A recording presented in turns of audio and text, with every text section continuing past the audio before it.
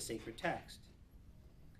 This worry is also reflected in God's warning to Moses in Numbers 12:6, which states that while future prophets may receive communications by visions or dreams, this is not the case with Moses himself, who communicated directly with God, mouth to mouth. Another concern might be that dream prophecy empowers those farther from the halls of power and education, such as women and non-sanctioned spiritual practitioners. Anyway, if anybody is interested in this article, I could make copies for you or whatever, but I thought it was interesting that it brought up kind of a couple of different sides to this. So these were my questions. Okay. Oh, I have a little bit of information first to go along with it.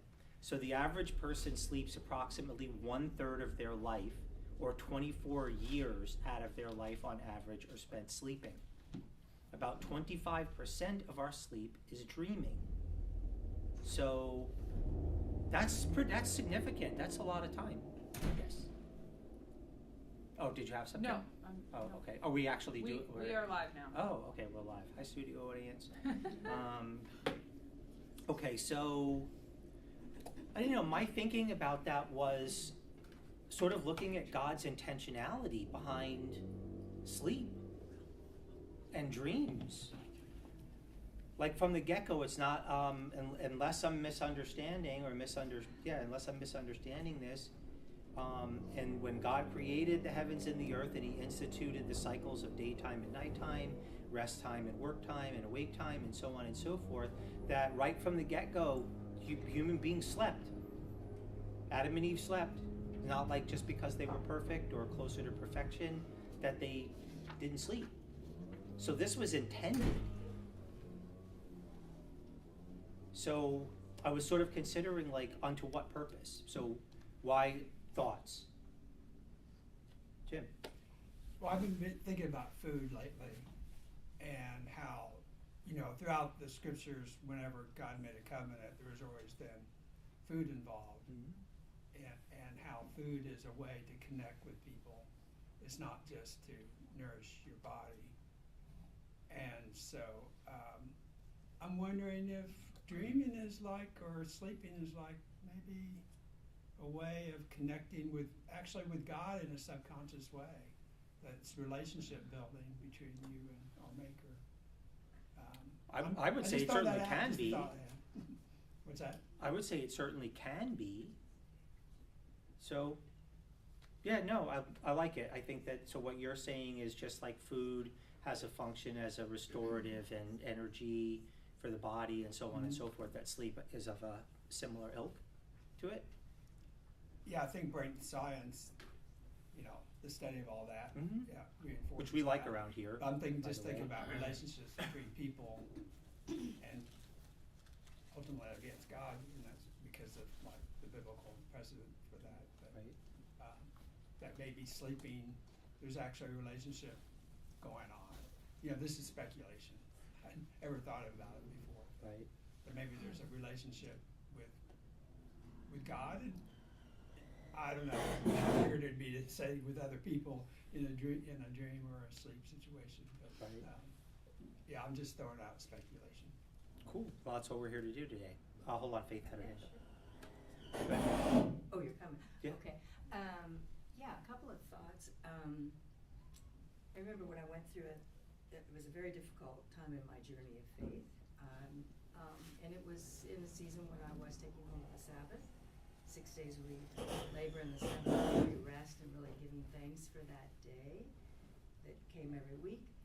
And I remember at the same time really giving thanks for the fact that we have to sleep and that we have to rest every day. Because, and then scriptures that I think come along with that is, it is good to give thanks to the Lord for His loving kindness in the morning and His faithfulness by night. So that habit of just going through the day, it kind of connects with what you're saying, Jim, going through the day and thanking God for His faithfulness throughout that day, Right. as we kind of drift off into sleep. And the only other thing that came to mind was the how God really does use dreams, like to Joseph especially. Joseph, Mary's betrothed. Right. Because he had to do what God was asking him to do, and the way that God communicated was through a dream. Without a Be doubt, no there was question, yeah. a pattern through the Bible of God speaking to humans through dreams, sometimes using an intermediary like an angel or so on and so forth, or sometimes directly. But go ahead, Russ. I was just simply going to say, even on the seventh day, God himself rested. Didn't say that he dreamt, but he rested. For God to take that and need that bit of a rest after creation, Right. there's importance to it. Well, I don't know if everybody here was aware of this. If you are, great. If not, here's a new piece of information. Just like the Jewish cycle is tied to the lunar cycle or around the moon, the daily cycle for us is also evening and morning. We actually we start with rest and then work, as opposed to starting with work and then rest. So again, I'm seeing a lot of, kind of knew it, but, so what else? Yes. What is your name again, sweetheart? Haley. Kaylee. Haley. Haley. Yeah. Like the comet. Yeah. Okay. Not so much into like prophetic dreams, but just sleep in general. That's where we do a lot of our processing, is through sleep. And I kind of wonder if God, knowing our frame, knew that we would kind of put off a lot of the processing for things, and so that we didn't just go completely insane, set in that period where we had to just shut off, let our brain do its thing, and then kind of reset the next day. Right. Yeah, it's, That's good. are you good? Is this thing, you have a look to you today, I'm just, Emma. I'm just, everything's fine. Okay. Things are working relatively well, so just Yes, Nassim, good morning. Morning. So you say that the statistic shows that 25% of the time when people sleep, they dream, right? Correct. So I know a lot of Israelis that dream during while they are awake, okay? Okay. Awake, and so illusion and the imaginations and dreams are not considered to be only when you sleep. So you're talking about 10 vision? seconds, every 10 seconds, I know, for sure, every Israeli that I know dreams and imagines that he is winning the lottery. So is it considered a dream? That sounds more like wishful thinking than actual dreams. Wishful dream, But yeah. yeah. I've had the lottery winning imagination as well. Yeah, hasn't happened yet. Go ahead. Another thing was, so many times we think, well, I can defy the natural rhythm and I don't need sleep. And sadly, I've known several people who had horrible psychotic episodes as a result of, thinking they could get by without sleep. Right. Yeah, I've experienced both intentional and unintended but necessary sleep deprivation in the military and in the police. I don't like it. It's very, very unpleasant. And yeah, you start getting weird. Like after 2 days going into the third day, like things are getting really weird without sleep. We need it. Yes. So do we think that that some people are just dreamers, some are not? Like I've never had any really profound dream, but I know people that have. So, I wonder, just like Joseph was a dreamer. Not that we don't all dream to some degree, but like profound, really images and making a statement. Should we seek after that? Is that, Well, that honestly, that's kind of the purpose of this discussion. Yeah.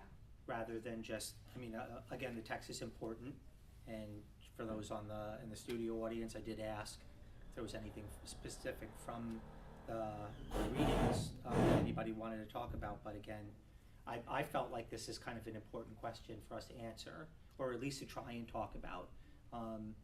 And again, this isn't something that is normally going to come from the pulpit.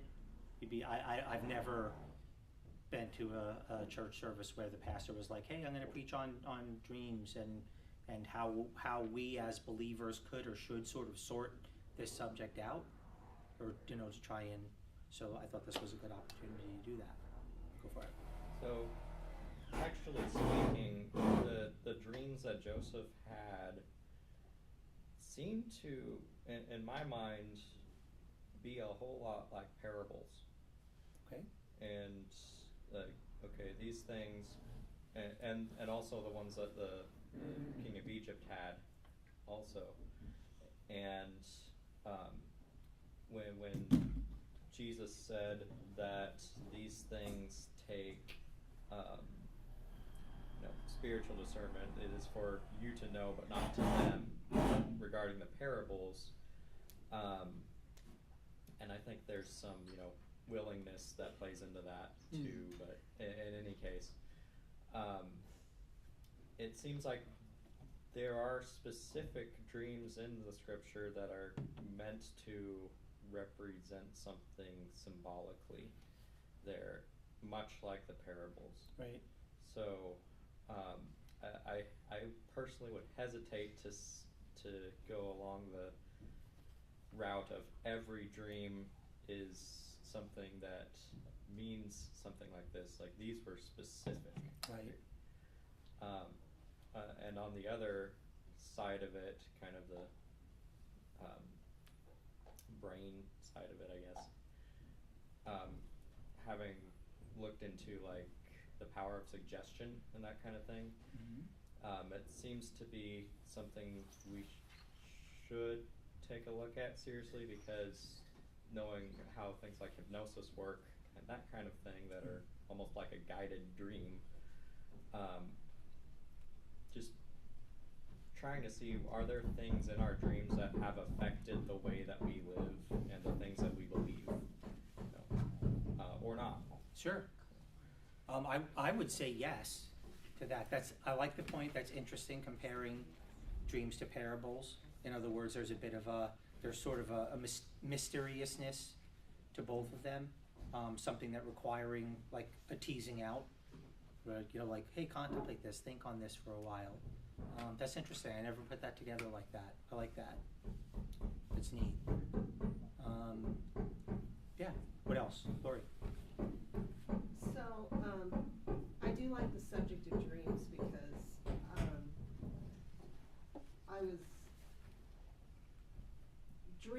there's been certain dreams that definitely directed my life. I was actually writing a book at one point in time on dreams and dream interpretation, so this is like a subject I really like. But I feel like dreams, a lot like prophecy, need to be weighed out and evaluated. You can be given a prophetic word, and time will tell if that word was from God or not. The same with dreams, and that's like because people used to always like, will you interpret this dream? Well, yes and no, but it's like, there's so much more involved in it as far as like the emotions, the symbolism of what it means to that specific person. But again, it's like, if this is from the Lord, let's pray on this, let's weigh this out, and let's see how this comes to pass, very much like we do with prophecy. Right. And so, kind of when we're talking about these things, do I believe the Lord gives dreams? Yes. Do I believe the enemy gives dreams? Yes. Discernment is huge. I kind of wanted to go these. there at some point during this if we have the time to do that. Yeah, by I the mean, way. discernment is huge in these type of things. Mhm. But again, just like prophecy, only time will tell. And that's what I loved about Jacob when he had his dream, and then he said, if this is true through this whole thing, then this will happen. There was still a weighing in there, because you can be very deceived. We've seen sects of weird stuff branch off because somebody had a dream, Right. and an angel spoke to me in this, and now we're going to start our own, So there is a weighing. There needs to be extreme discernment on being completely guided by dreams, Right. but they can be very, very helpful, especially if they're repetitive. Solid wisdom. I absolutely agree. How do you guys feel about what it is that she's saying? Right? Yes. Yeah, I wholeheartedly agree. Some of us have been around the prophetic movement long enough to have lived the good, bad, and ugly of dreams Right. and visions and revelations, and somebody telling you that you must do this because I said so, and not no confirmation from the Lord. And when I'm reading the Torah portion again today, I always think people have been really harsh on Joseph for having told his brothers his dreams. But, there can be, you can look at that story and see the innocence of just, wow, I had this dream. What do you think? Instead of impugning evil intentions to him as his brothers did. Right, which is interesting, right? Especially if we're talking about kind of coming, and this is early, right? So they weren't at this point.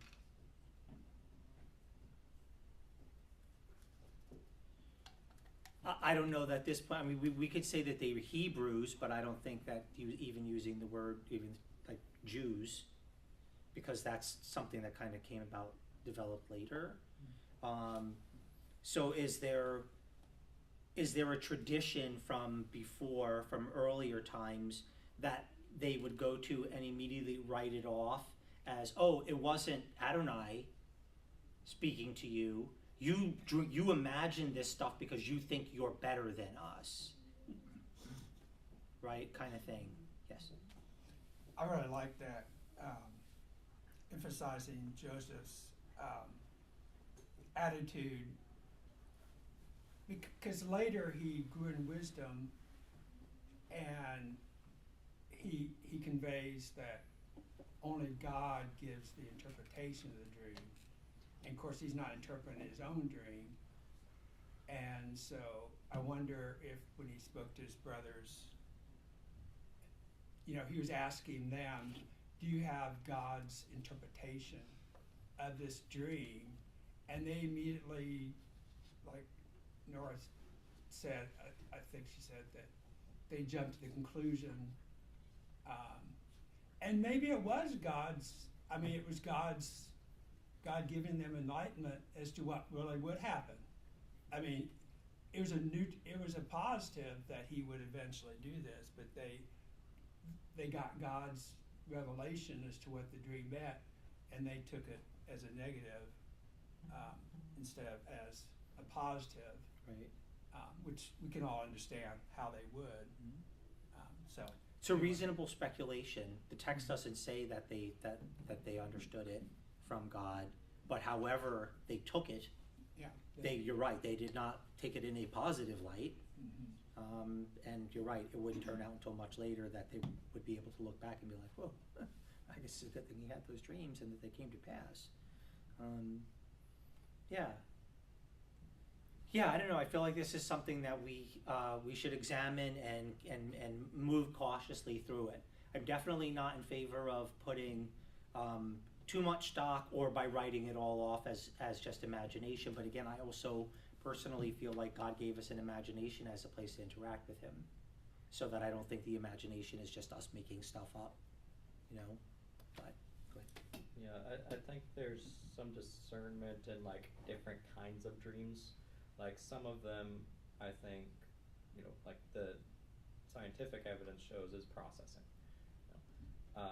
Clearly this example in scripture was prophetic, just as things that aren't dreams, can be, non-prophetic, like, talking, and it's something that's mysterious to us but natural, but also something that God can tap into, right? I've known people who have dreams where they have like real spiritual warfare that happens in the dream, where they're being attacked, and they call on the name of the Lord, and and have victory. you know, Right. in that dream, and that's not explicitly like prophetic, but it is spiritual. And then others where, you know, it's like I know I don't really have dreams like that. When I dream, it's oftentimes like you know, various things happen throughout the days and the weeks, and they're all combining in my head and processing through. You know, but yeah, I think different kinds of dreams are a thing. Like it's not all one type, all another type necessarily. Right. Yeah, interesting that they can have a physiological effect on you as well. I'll keep this one short, but the other night I had this crazy sort of medieval dream about a castle, and there was this warfare going on, and I was in the middle of it, and all these beasts were attacking this castle, and they were like Narnia beasts, you know, like bulls walking on 2 feet, and, you know, minotaurs and cyclopses and weird things like that. And I woke up from the dream, and I was freezing and I was shivering, and I couldn't stop myself from shivering. Like it took a while. Like just woke up, and it wasn't like it was an odd dream, but it wasn't necessarily a scary one to me. But anyway, it's just interesting that these things, so whatever that's going on up there, there's also a physiological component to it, or a physical component to it. Well,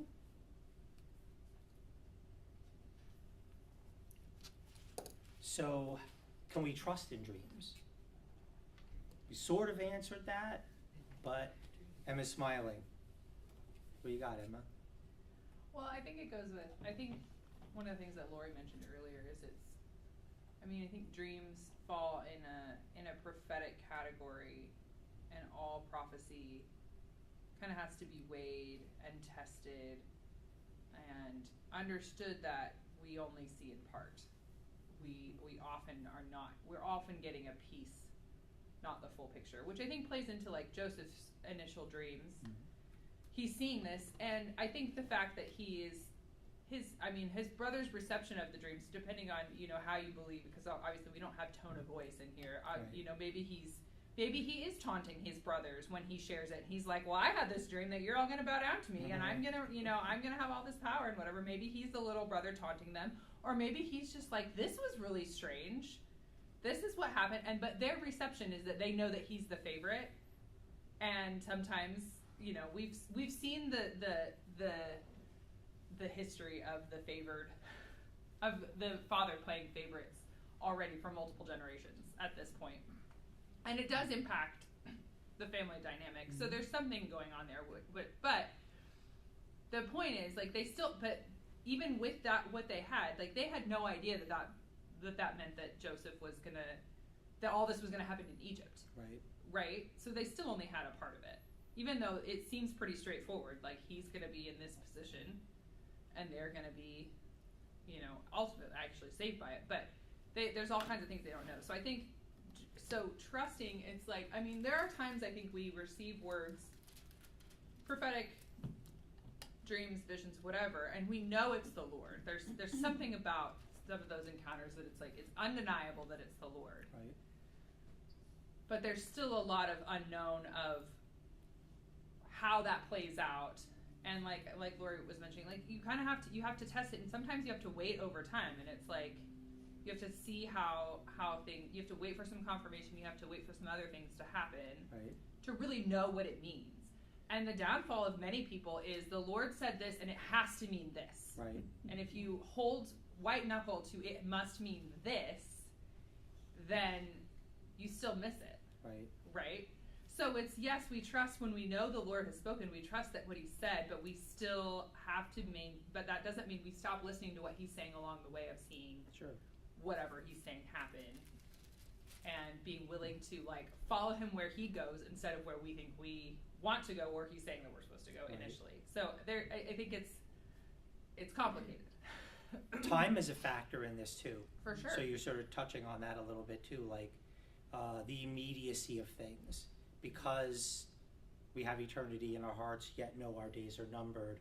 Time is a big deal for us, and the drive to sort of act on things, whether it's a prophetic word or a dream, I don't think we're even conscious of it. But the fact that time is very, very relevant in this whole equation, and how we. So has anybody here ever had like a dream like, I dreamt and I felt like it was a God dream. I'm just using this as an example. I'm not saying this happened. That I was supposed to go into this store, and in this store I was going to meet my future wife. Something significant. I don't know. I was going to go in this store and play the lottery, and I was going to win the lottery if I bought a ticket.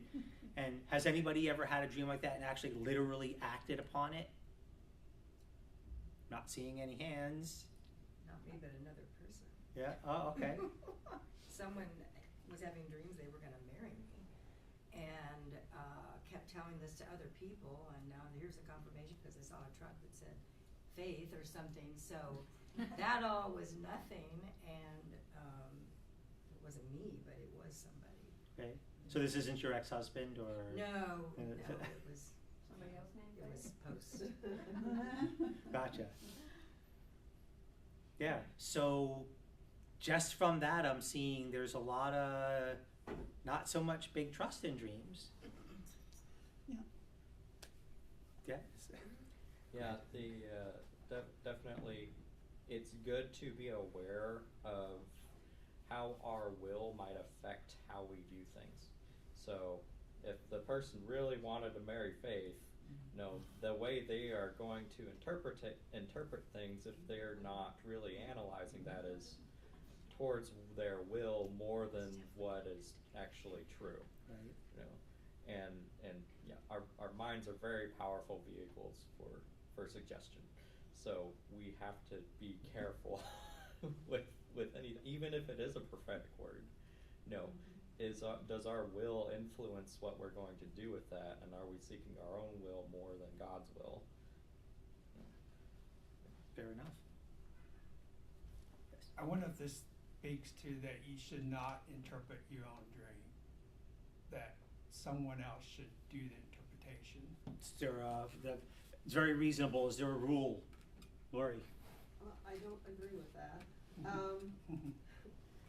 I just very briefly, like one of the first major dreams I ever had that made a big impact. It was helpful. It was a healing dream. And I was striving and super stressed out at this time of my life trying to do something. And in a dream, the Lord finally gave me this dream, and I was trying to drive up this mountain and kept hitting roadblocks and have to turn around, and I'm super stressed out in this dream. Like driving an actual up a mountain? In a vehicle trying to drive up this mountain. Could have been metaphorical, I was just trying symbolic, I was trying to move forward, and I kept getting pushed back, which was really kind of what was happening in my life. But in this dream, I finally stop at a grocery store or whatever, and I go to get food, and I come out and my car's gone. And now I'm really freaking out, right? Because now I can't go at all because my car's gone. And this older couple come up to me in the dream, and I'm like weeping. I can't find my car, and I can't move forward. And the man in this dream puts his hand on my forehead and says, "Peace be still to me." I got slain in the spirit in my dream, and I woke up, and I was slain in the spirit on my bed and couldn't move, and just felt the peace of God roll over me. Now, I don't know, I didn't even know anybody that believed in dreams or dream interpretation at this point in time. I was in my 20s. But the Lord clearly told me what that dream was about. So I didn't need somebody else to interpret that for me. And so there is and I get what Jim's saying, there are certain ones that, yes, it's wise, especially if it's gonna be corporate. Right. You need to run this past people before you start going out there and directing other people's lives. But when it has something to do with your own personal life, and sometimes you're so stressed out the Lord can't talk to you when you're awake, He'll encounter you when you're asleep. I mean, one way or another. I used to pray that even about my kids at times. Lord, they're in a really stubborn or hard situation. Would you encounter them in their sleep And then sometimes my kids would come to me and go, I had this really weird dream, Mom, and tell it to you. So he can, a lot of times I feel like the dream conversations you have with the Lord are because you can't settle yourself to have these kind of conversations and directions from him while you're awake. And one way or another, to further your story, he's going to encounter you. And if you're not going to listen when you're awake, he'll encounter you when you're asleep. Right. Yeah, I agree with that, and I think I was thinking about Paul giving instructions about speaking in tongues in the assembly, that there should always be an interpretation. And my understanding from that, it's interpretation by someone else, and it's affecting the community. Yeah. But if you're alone by yourself, I can see that but if it affects other people, then you need to share this and say, I understand this, what do you think? I think it goes back to the key issue that humility is always key. And don't go around saying, thus saith the Lord, Right. You know, God said, but maybe I'm wondering if the Lord is saying, you know, I mean, to speak what you perceive you've heard from the Lord, but to speak it in humility. Absolutely. Yeah. So, I guess I have a question then, because I have a lot of dreams and they're often very vivid, but some of the times I can tell it's just me processing through the week. Sometimes I have those spiritual warfare dreams Wesley was talking about, but then a lot of the times it's just, I don't really know what's going on. So then I guess the question is, how do you know, like in the dream you were talking about, Lori, that's pretty clear when like he's talking to you. But how do you know when it is something that's symbolic and when it's just a weird dream?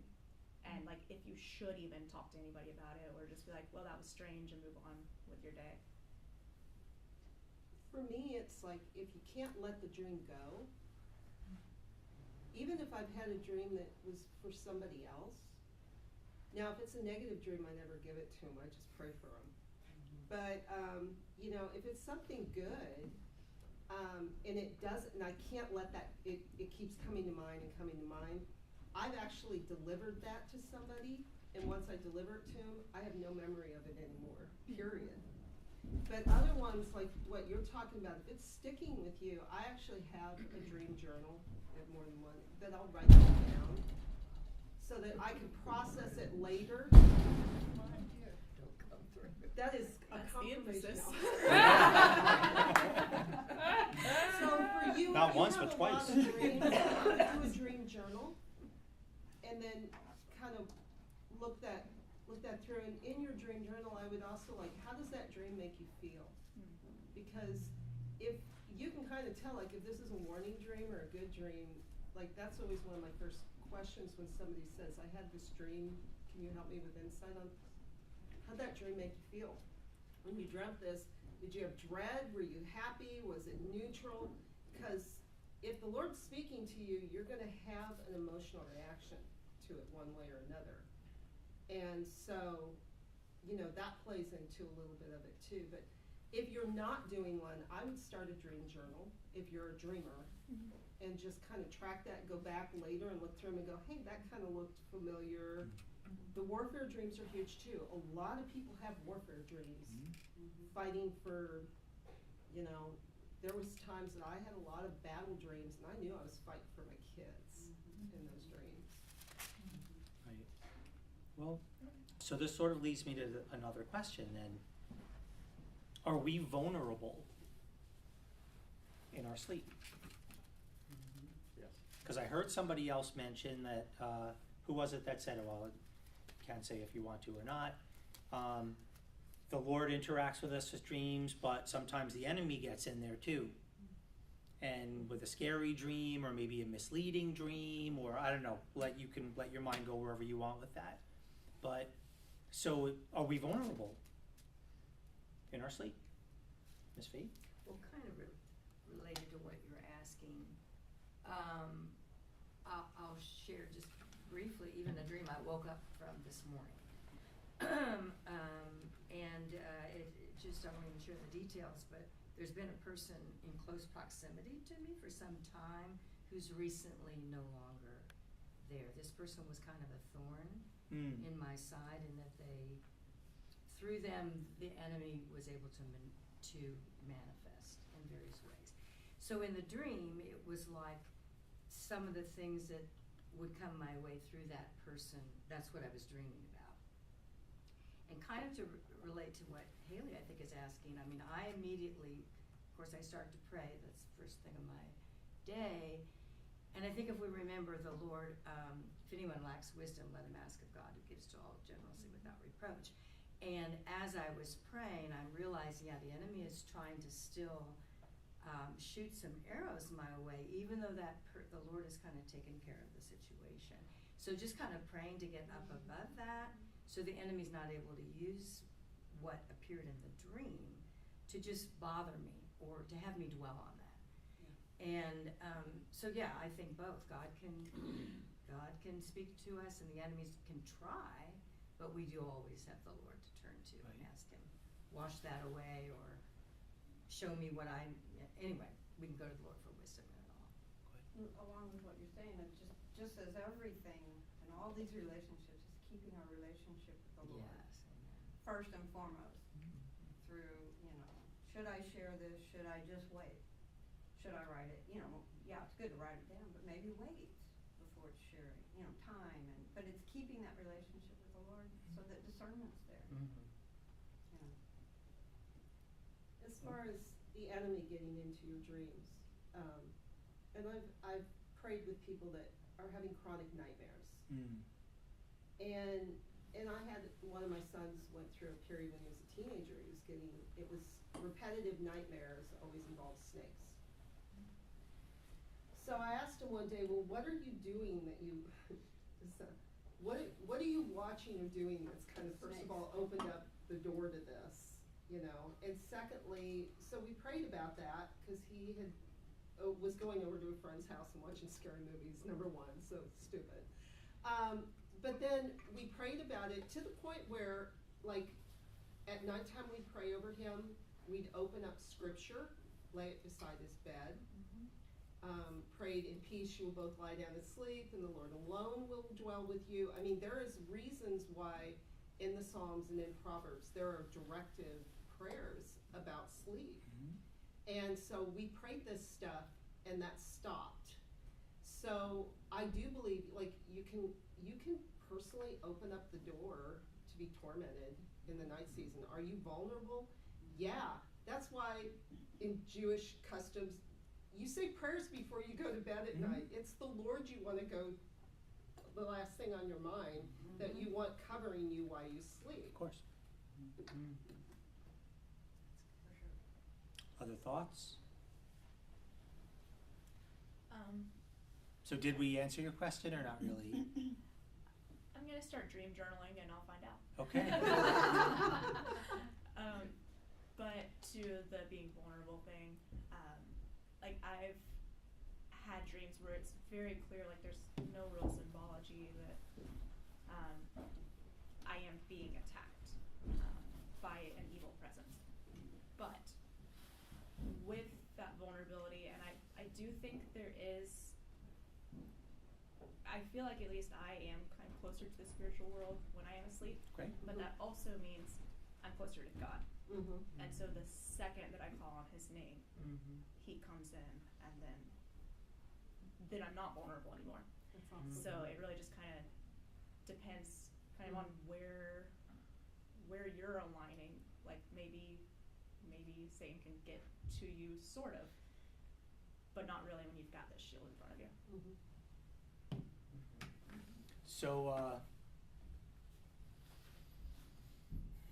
spiritual dynamic or chemistry? Yes. Right, I mean, because you're scientific or purely scientific or atheist person or whatever, people who don't believe in, the spiritual mumbo jumbo or whatever, it's just your brain and chemicals and sort of processing. what's going on with your life, or maybe the psychiatrist or psychologist might be like, oh, it's just manifesting what's going on in your life right now, and if you're experiencing things and these things are your body's sort of dealing with trauma or processing out in your sleep, or yeah, no. Yeah.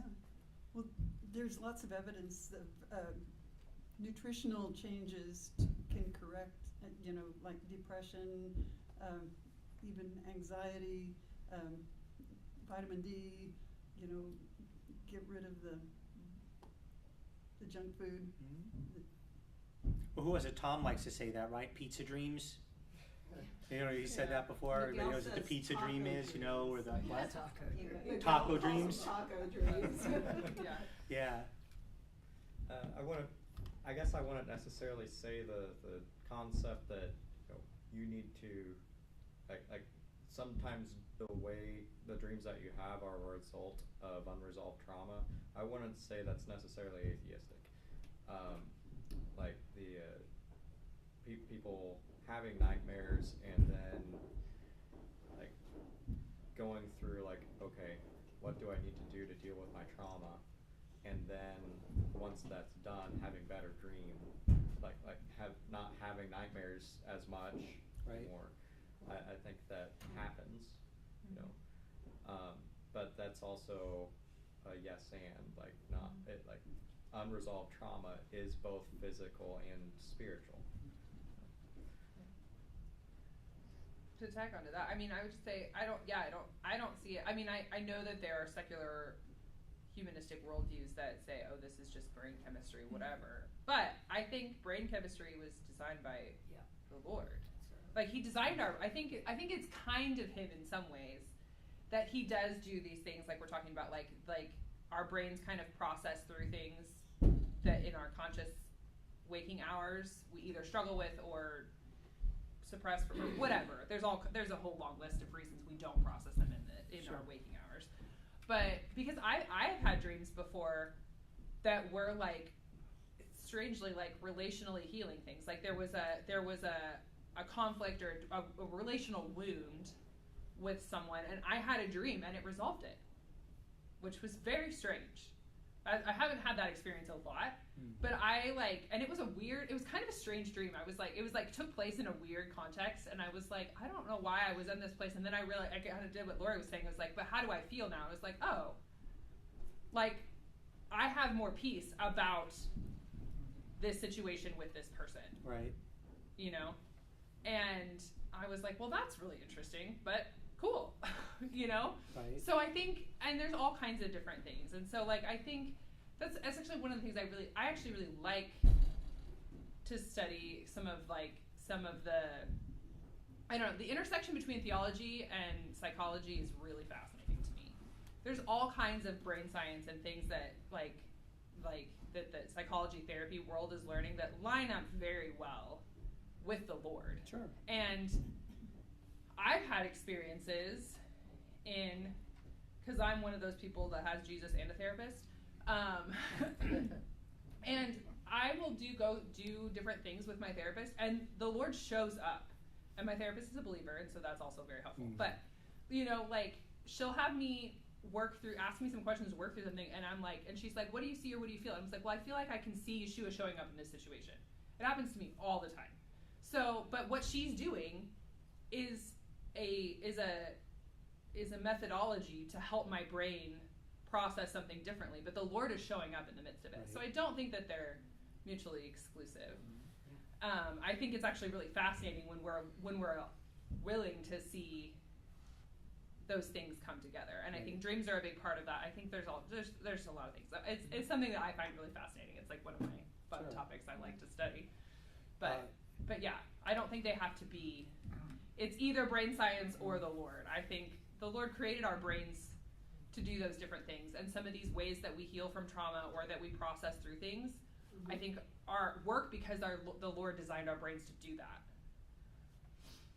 So. No, I agree. I think that science is really, as we discover things, we're really just discovering more of how the Lord was in it and His hand and creativity and a genius behind all of it. But yeah, we had two.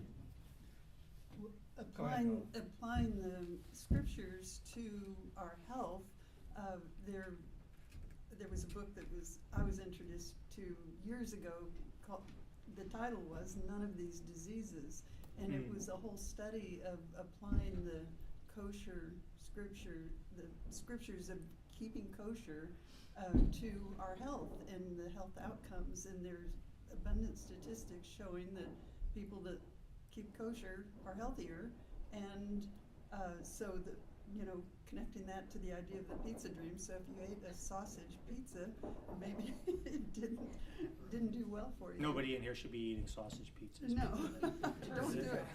It ain't good. Yes, I said it's.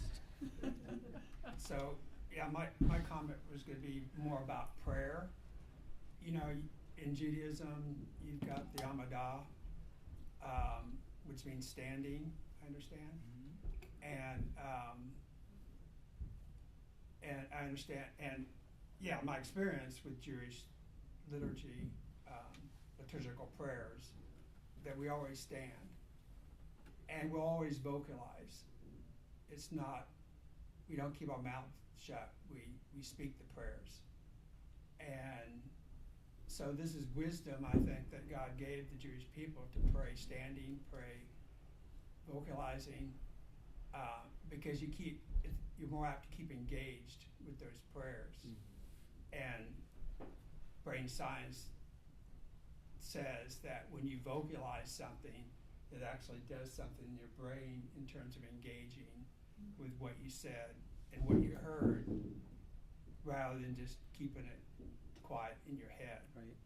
And so there's that interaction, I think, with the way God made our brains to work, that if we speak something, it definitely reinforces it. I don't know all the different processes. It's true, faith comes by hearing, right? What's that? Faith comes by hearing, Yeah. right? So the idea behind vocalizing these things and saying them out loud, and not just like when I was little, we were taught that to pray in your head. And I'm not saying that there's anything wrong with praying in your head, you know what I mean? Just not actually speaking the words, but just, oh, God knows my thoughts, He can read my mind, so on and so forth.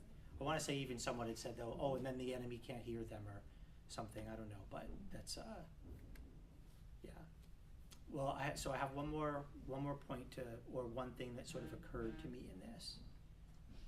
So God's intentionality about us sleeping, about us having rest time, and about dreams. So people have brought up, right, that it's about, like a lot of the times the day is processed, what's going on in our life is processed, traumas are processed, all that kind of thing happens when we're sleeping, right? Clearly we're in a place of that there's some vulnerability.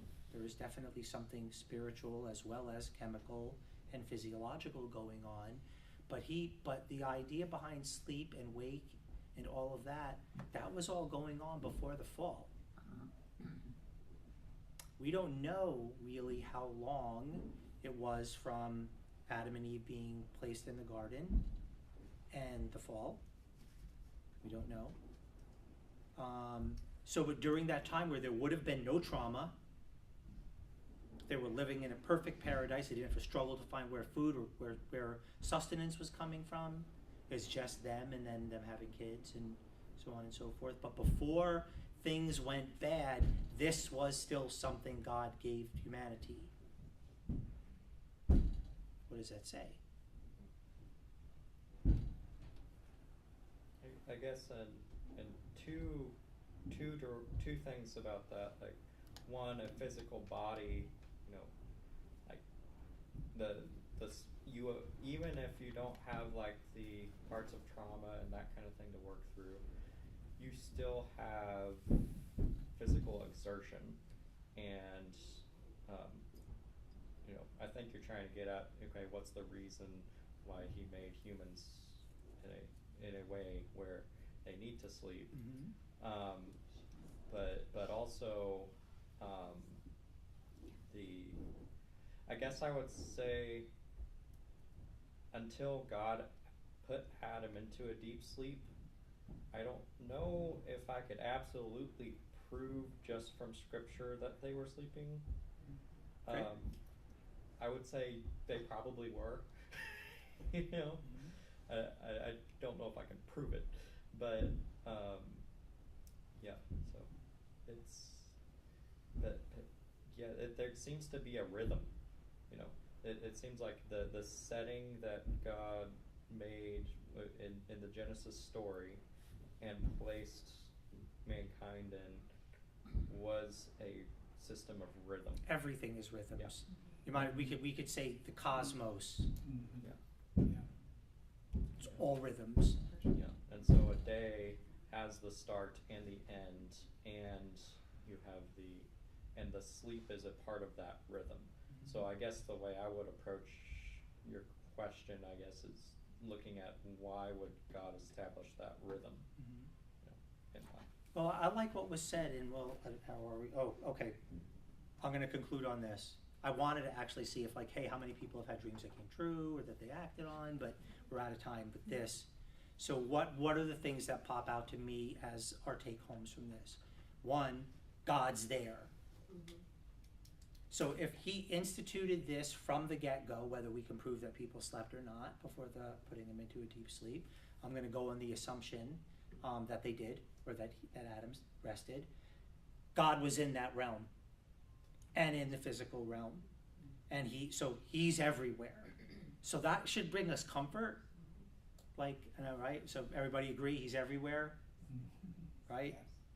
And then the other thing is that this is not something we should fear, but it is something that we should tread carefully with, using wisdom, seeking counsel from other people, trusted friends, elders, people in the congregation that are spiritual and or wise, to go to with these things, whether it's to share a dream with, or is it okay that I've had this dream or whatever, or whether it was being attacked, or you felt like you were being messed with by the enemy, or it was a God thing or a pizza dream or whatever it might be. Again, I don't believe that this is a place that we need to fear because he is there, but we should use wisdom and not just be like, oh yeah, if I dreamt it, it's gonna happen, and or just completely write them off as just figments of the imagination, which again, imagination is a good thing.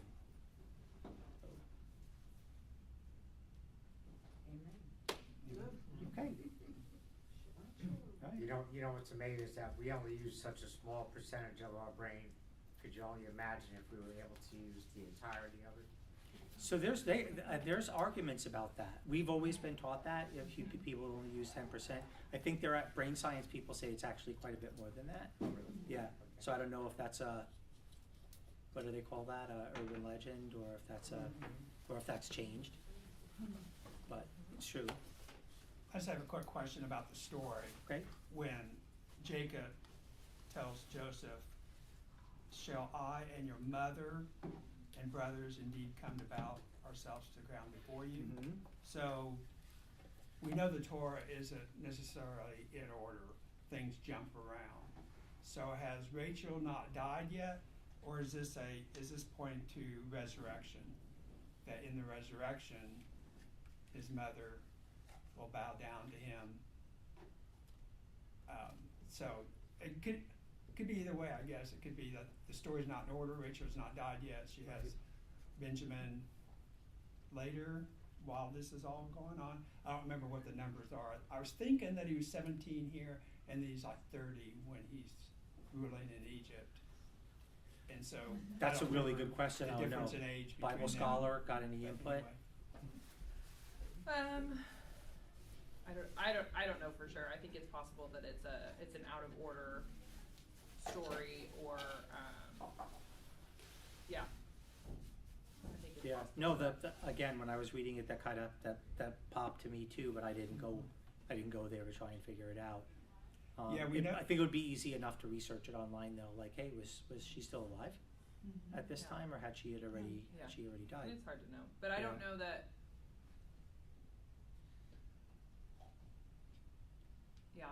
Well, I don't know that they had the resurrection in mind so much. Right. I don't know that their theology Would be the was next that far follow-on developed. question was, at that point, was this an understood thing? So amongst our people, who at that time were extremely few in number and didn't have a long history of. Yeah, I don't know that, they would have known that speaking of resurrection, but can we look at it that way? Like Yeshua told the story of the burning bush, and that Hashem said, I am the God of Abraham, I am the God of Isaac, I am the God of Jacob.